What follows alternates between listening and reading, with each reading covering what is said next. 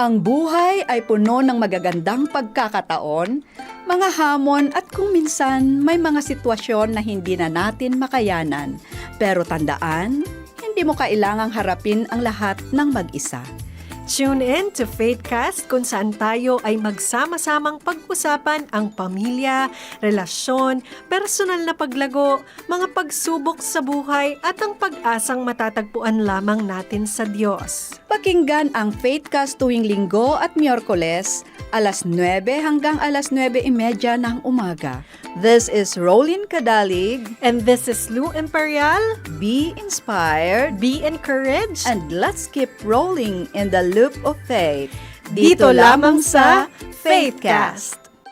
Hello friends! Welcome to Faithcast kung saan po ang ating mga pananampalataya ay hindi lamang isang bagay na ating pinaniniwalaan, kundi ito ay isang bagay na isinasabuhay.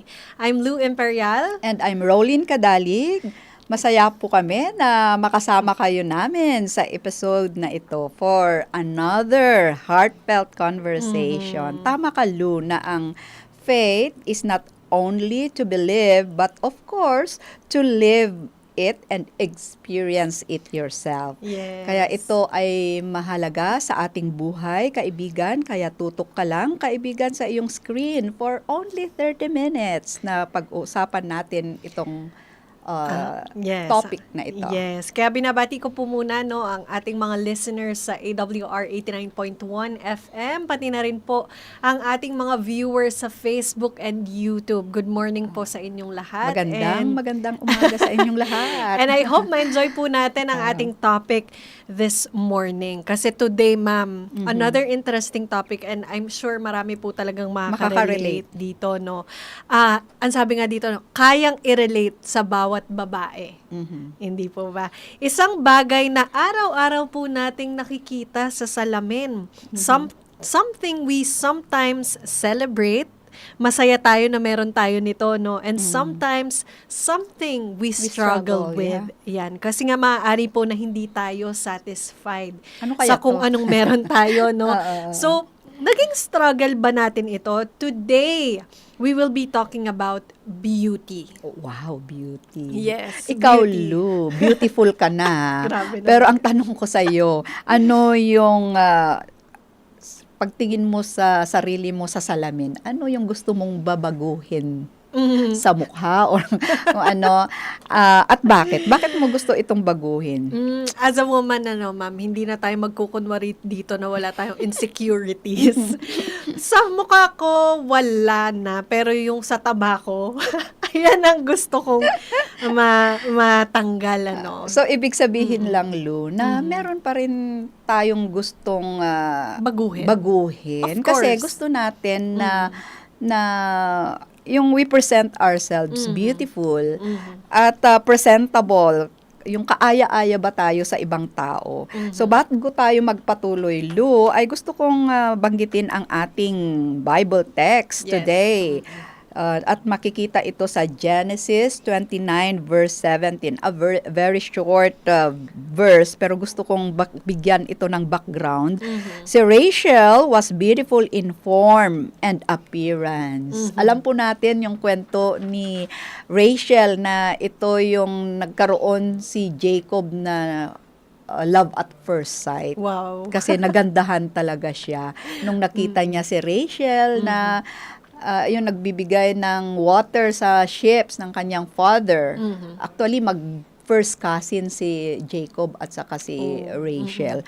So, pero ang nangyari, of course, asking the heart of Rachel, ang sinabi ni yung father-in-law niya, yung father ni Rachel ay pagtrabahuan niya ng 7 years. Wow. Pero after 7 7 years, years, alam natin po ang nangyari, na hindi si Rachel ang naibigay sa kanya, kundi si Leah. Pero si Leah, alam mo, Lou, doon sa Bible, she has a delicate eye. So, siguro something wrong with her eyes na hindi siya loved talaga because of her beauty. At dito, nung naibigay kay Jacob si Rachel, ay si Leah, na hindi niya naman ito yung first love gusto niya, niya yung talaga. gusto niya talaga. ay nagtrabaho ulit for another Grabe, 7 no? years. Grabe yung mga kalalakihan noon, no? Compared today. Yes. So, yun ang nangyari. He worked for another 7 years. At yun nga, naging asawa niya si Rachel. Mhm. Kaya, ibig sabihin lang dito sa verse na ito na beauty is really very important. Mhm. Ganon ka-importante. So, napakaganda na yung description na she is beautiful in form and appearance. Mhm. So, ito, importante siya, pero ang kailangan natin alalahanin na beauty is a gift. Mhm. Kaya, ito biyaya ng Panginoon sa atin. Amin ba? Amin ba, Tulu? Amen. Yeah. Pero, ang tanong ko, Lu, papaano kung wala tayo nito? Mhm. So, ikaw kaibigan na nakikinig dyan. Mhm. Papaano kung masasabi mo ba na ikaw ay maganda pag tumingin ka sa salamin or hindi mo tanggap yung itsura mo? Ayan yung mga mahalagang katanungan Yes. na dapat nating masagot sa episode na to. No? Lagi nating tandaan, beauty is one of God's gift. Because our Creator, God, is a creator of beauty. Hindi lamang po sa mukha, no? Pag kasi sinabi nating beautiful, maraming kalakip yan eh. Hindi lamang sa mukha. So, it could be all things are beautiful. It could be sunsets. Ayan, nabanggit ko nga Yeah. kanina na sunsets are our favorite thing. Kami po ng asawa ko, no, kapag lumalabas kami, basta palubog ng araw, labas ng phone, picture. Ang sarap naman kasi pagmasdan Mhm. yung sunset. Yes. Talagang beautiful. Yan, katulad ng mga beautiful flowers, beautiful mountains, and also, He created tayong mga kababaihan with beauty and uniqueness. Hindi po ba? But ito po ang question sa atin today, ano? Ano ba ang mangyayari kapag sinimulan natin na i-measure yung ating mga kagandahan sa kung ano yung nakikita natin sa salamin? Kasi ano po? lalong-lalo na ngayon, no, yung sa social media. Yes. Lalo na sa mga kabataan natin, nakikita nila kung ano yung mga pinupost. Kasi usually, ang pinupost naman natin sa Facebook natin ay hindi yung mga pangit. Yes, yung mga lahat na maganda. Yung mga post natin, yung mga damit natin, yung new hair natin. Yes. So, ipinopost natin. At dito, yung mga karamihan na ngayon na kababaihan ay binibase nila yung beautiful doon sa mga nakikita nila. So, ayun nga po yung tanong sa atin, ano, ma'am. Anong mangyayari kapag yung definition natin of beauty ay nanggagaling sa social media? Ayan po, no? Yung iniisip natin, ilang likes ba ang nakuha natin pag nag-post tayo ng picture? Tama. Tapos, maapektuhan tayo, no? Pag sinabi nilang panguyang ilong mo, maitim yung kulay mo. Oo. Lalong-lalo na sa atin na mga Pinoy. Yes. Yun yata yung ano natin, no? Yung sa culture natin na parang gusto natin yung fair ang complexion. Actually, hindi ko rin maintindihan yung culture natin, no, ma'am. But it's about time na we accept kung ano talaga tayo. Mai-incorporate natin yun sa culture natin. Kasi yung iba, di ba, kung gusto pumuti, bibili ng papaya. So, white. ayan. Kapag ka naman ikaw ay maliit or anong pandak yung sinasabi oo. nila, no, feeling natin hindi Hindi tayo na tayo maganda. maganda, hindi Yan, na tayo katulad sexy. ko, kapag Oo. hindi na ako mapayat, feeling ko yun na yung ano ko, no. Oo. And maybe our beauty depends on the number of likes or the compliments that we receive. So, ano bang mangyayari kapag doon tayo nagdepende? Yes. So, ito, mga kaibigan or friends na nakikinig, your beauty was never meant to be defined by the world. Ito po yung tandaan natin. Kasi, ang Panginoon naman na yung nag-create sa atin, ang final word about who we are is beauty is a gift from God. Kaya, ikaw, Lu, ano pang masasabi mo sa beauty? Ikaw, maganda ka na. Grabe. Meron ka pa bang ibang hinahanap? Aside from sa, of course, yung pag-lose ng timbang, ganon. Ako, ma'am, wala na. Kasi, yun nga, katulad ng sinasabi natin, kapag nagsisik tayo ng validation Yes. sa mundo, Oo. it's either it could make or break us. Pero Yeah. siguro as we age, parang nawawala na sa'yo yung gusto mong ma-validate. Kaya hindi ko alam, personally, yun yung akin. So, for me, wala na akong gustong baguhin. Ayun na lang, wait ko talaga. So, I have to work, really have to work for it. Yeah. At isipin mo na lang, Lu, ako din, tama ka, na pag meron pa tayong gustong baguhin sa mukha natin, sa sarili natin, parang hindi natin na-appreciate yung beauty na ibinigay ng Panginoon sa atin. Kasi nga, beauty is a gift from God. Tapos, gusto pa natin na baguhin ang ating ilong. And also, beauty is subjective kasi eh. Yes, yeah. Kung ano yung, yun nga, beauty is in the eye of the Of the beholder. beholder. Yes. Kaya ito po, pag tayong mga kababaihan, usually, pag nakatayo na tayo sa mirror, ayun, may dala-dala akong mirror. May props kami. Oo. So ano yun, pag halimbawa, ito, tiningnan ko yung mukha ko sa salamin na ito, ano kaya yung nanonotice natin, no? Yung kasi minsan yung ating color nga sa hair natin, yung weight natin. Pero sabihin lang din natin na Luna, beauty talaga is very important din. We really need to take good care of ourselves. Pero yung iibahin mo na talaga, yung ayaw mong tanggapin kung ano yung binigay ng Panginoon sa'yo, ay hindi naman maganda. We need to enhance our beauty pero in a proper way. At mapag-usapan din natin yan, Lou. Ayun nga. So, pag tumitingin tayo sa salamin, no, ma'am, nakikita natin yung skin natin, yung hair natin, yung wrinkles, and all na feeling natin, nagfe-fade na yung beauty natin. And sometimes, yung pinakamasama nga, we become our own worst critics. Yung tayo pa, mismo, yung ang nanlalait sa sarili natin. Ano.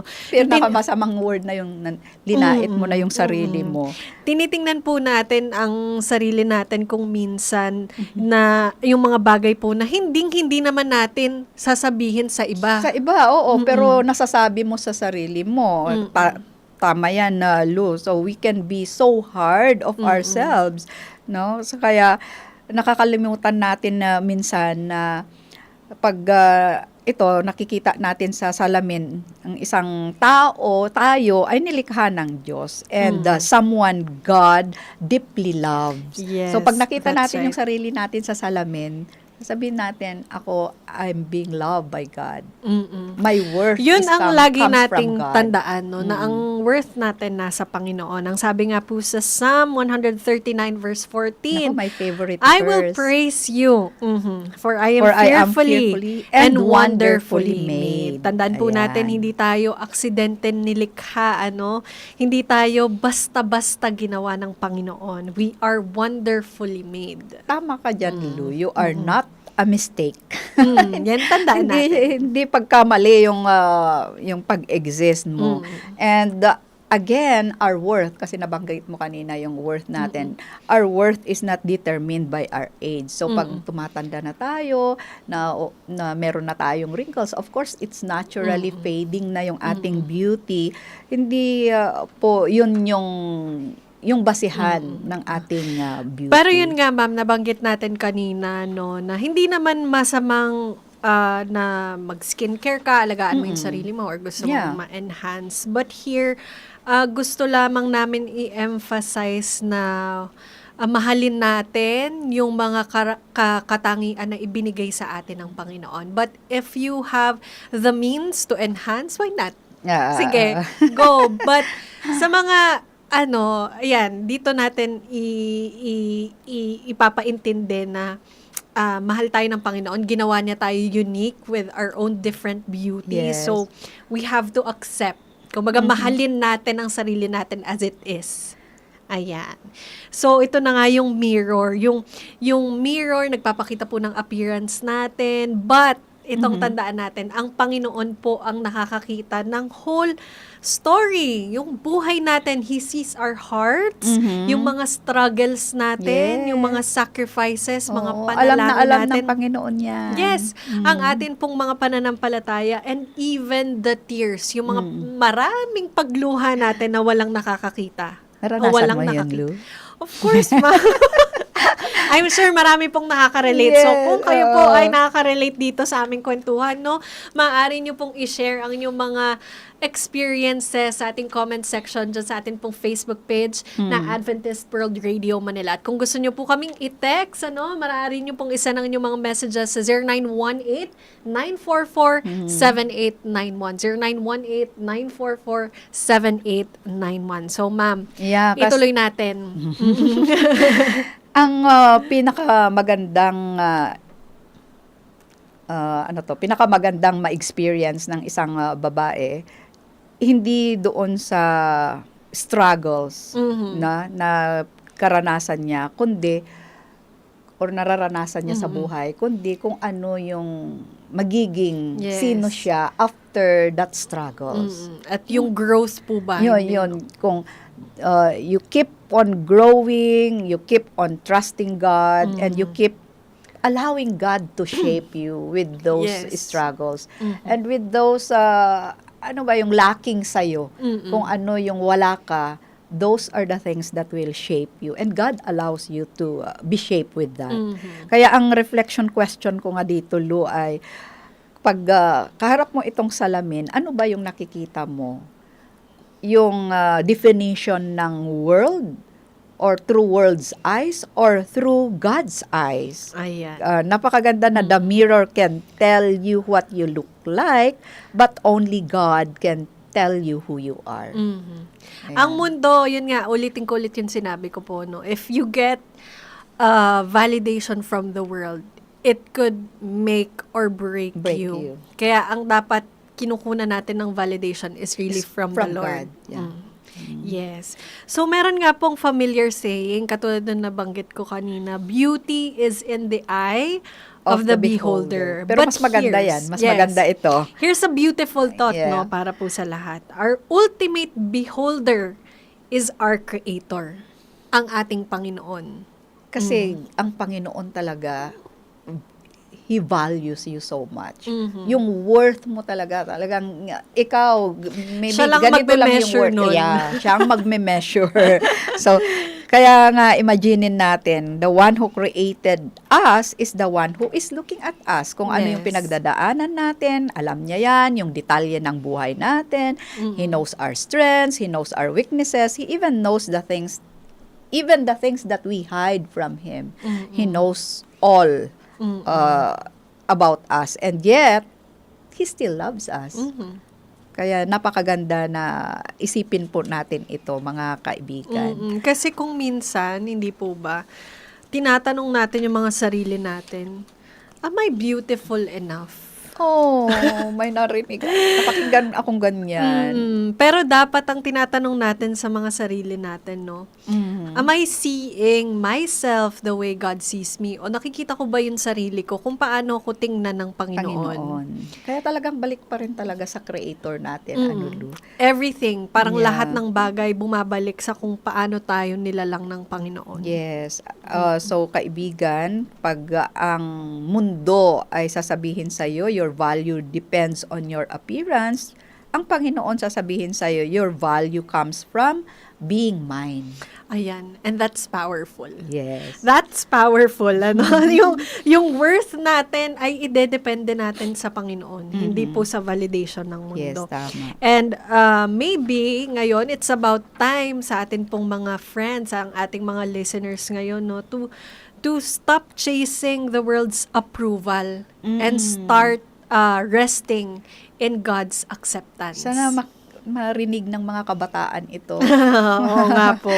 Kasi dito ang challenge sa mga kabataan natin, kaya kayong mga magulang dyan na nakikinig, i-guide natin ang ating mga anak, lalong ng mga teenagers. Kasi minsan parang competition na yung beauty sa kanila. Kung ano yung nakita nila, kailangan meron din sila. Yes, opo. Yan yung kailangang i-cultivate natin sa ating mga anak. Ano po? So, pag wala sa kanila yon, frustrations at mga minsan anxious na sila na I'm not beautiful enough or I'm not good enough. So, dito na nga po papasok, ma'am, yung beauty of character. Kaya Hindi po ang ba? again balikan natin yung lesson natin kay Rachel na we think about something deeper dito. That beauty is not only about appearance, pero ang importante talaga, Lu, ay yung attitude. Kasi if we have a good attitude, it affects how our beauty is experienced by others. Yes. Kasi opo. kaya nga sabi nga nila, if you are good, if you are kind, if you are gentle, you can attract others to you. Tama po yan. Hindi yung kagandahan mo ang mag-attract sa kanila. First Your character. is your character. Kaya ang Yeah. tanong po natin, no, nakakilala na ba kayo ng tao na hindi siya nag-fit sa definition ng definition ng beauty ng mundo, but may something special dito sa taong to na makes you want to be around them. Maybe sila po ay masayahin, mabait sila, no? Yung warmth nila, yung kanilang positivity, or yung kanilang pananampalataya. Oo. Di po ba may mga ganong tao na hindi naman masyadong kagandahan, pero mabuti siya, mabait? Tama.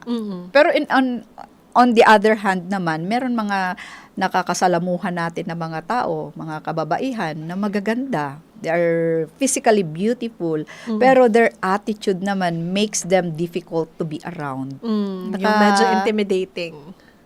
Nakatry ka. Kayo po ba, naka-experience ka na? naka-experience na ba kayo ng gano'n? Oo. Maganda siya, pero hindi ko So, dito na nga papasok yung Proverbs 31 verse 30, no? Yeah. It reminds us na charm is deceitful and beauty is passing, but a woman who fears the Lord, she shall be praised. Ayan, very good. Ang ganda niyan. So, our attitude talaga can either enhance our beauty or overshadow it. Kaya kailangan yung grateful tayo, forgiving tayo, because these are beautiful things.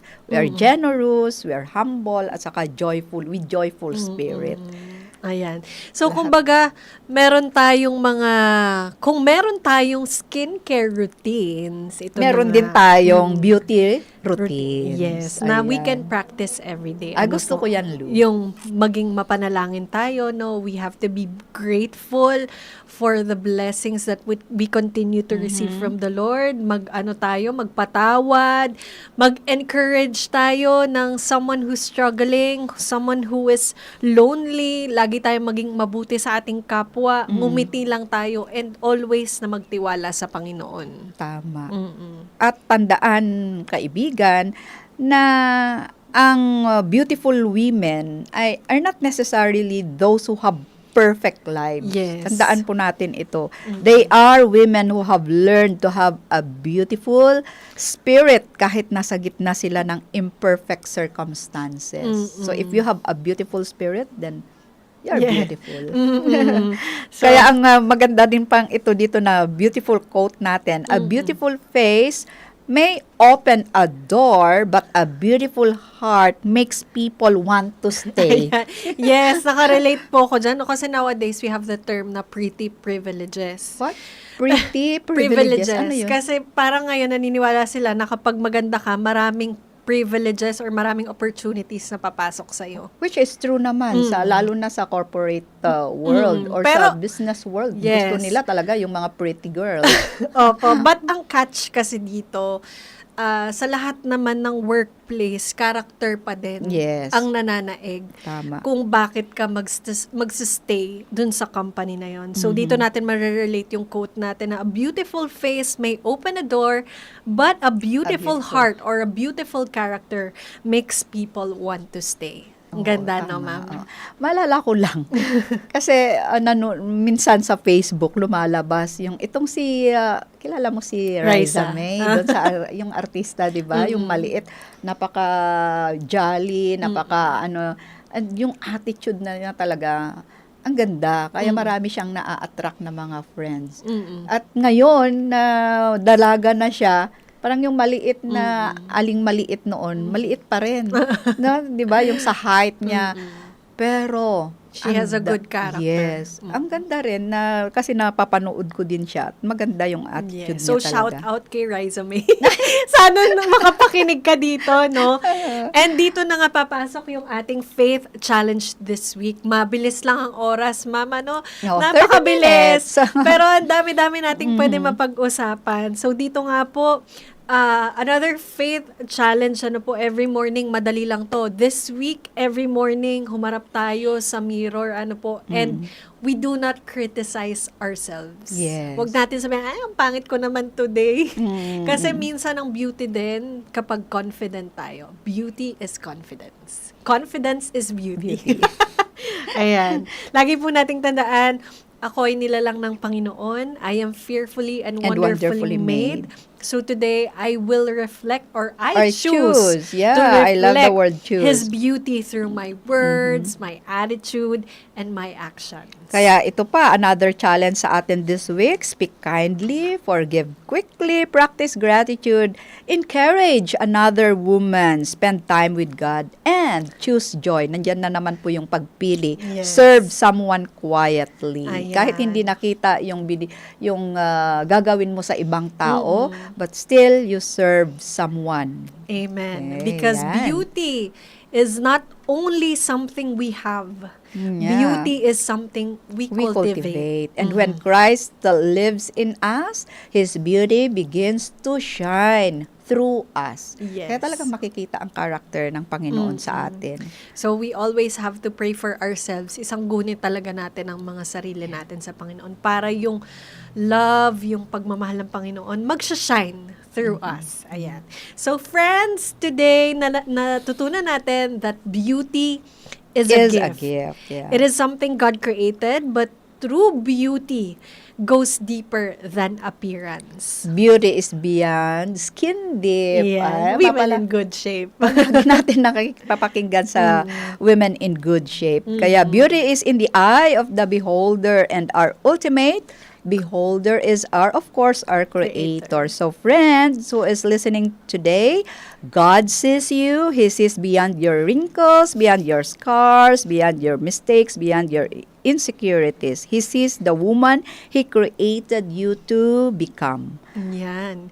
Kaya wag nating hahayaan na ang mundo po ang magsabi sa atin na hindi tayo enough. Yes. Don't let comparison steal your joy.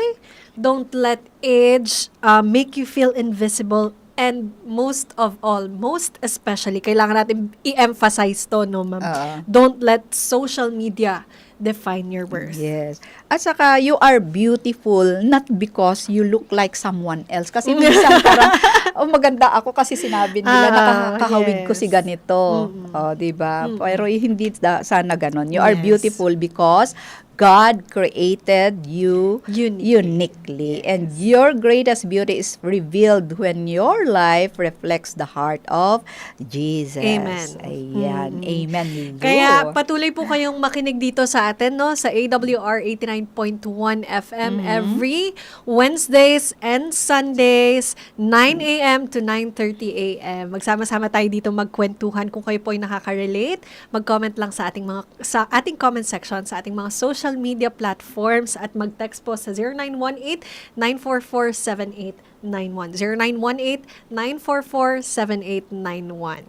Friends, this is Rolyn Cadalig. And this is Lou Imperial. Thank you for joining us here on Faithcast, where faith is lived, hope is shared, and lives are transformed by God's love. Yes, until our next episode, tandaan po natin, you are seen, you are known, you are loved. And in the eyes of your Creator, our Creator, you are beautifully and wonderfully made. Let's keep rolling in the loop of faith. Here on Faithcast. Ang buhay ay puno ng magagandang pagkakataon, mga hamon at kung minsan may mga sitwasyon na hindi na natin makayanan. Pero tandaan, hindi mo kailangang harapin ang lahat ng mag-isa. Tune in to Faithcast kung saan tayo ay magsama-samang pag-usapan ang pamilya, relasyon, personal na paglago, mga pagsubok sa buhay at ang pag-asang matatagpuan lamang natin sa Diyos. Pakinggan ang Faithcast tuwing Linggo at Miyerkules, alas 9 hanggang alas 9:30 ng umaga. This is Rolin Cadalig. And this is Lou Imperial. Be inspired Be encouraged. and let's keep rolling in the loop of faith. Dito lamang sa Faithcast.